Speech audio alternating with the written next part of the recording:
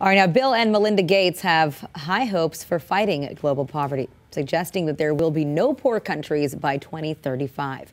In their 6th annual letter, the co-chairman of the Gates Foundation tackled 3 myths: that poor countries are perpetually doomed to stay poor, that foreign aid is a waste, and that saving lives will lead to overpopulation. Now, the 16-page letter attempted to dispel those misconceptions, as he calls them, and Gates argues that countries have become more developed over the years and there needs to be a shift to tackle problems like growth, energy consumption, and climate change. And the foundation has distributed over $28 billion in grants since it began 13 years ago.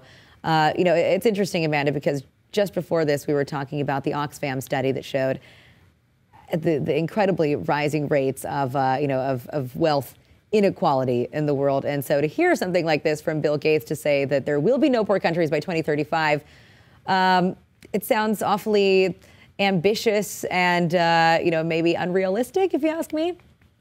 I mean, I hope that it's true, but we've also heard in the United States that we're going to eliminate child hunger, and that hasn't happened yet. So, I mean, I would like to believe that it's true, but I think until the world does something about climate change, like you were talking about earlier, that's a major problem that's going to exacerbate the inequality.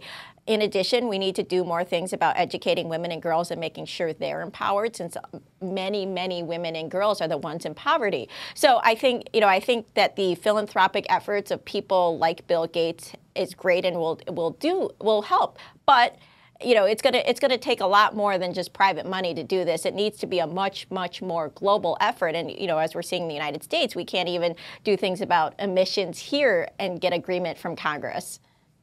Yeah, I mean, certainly we need people to have big ideas, but you need those that are running a lot of the governments to actually act on them.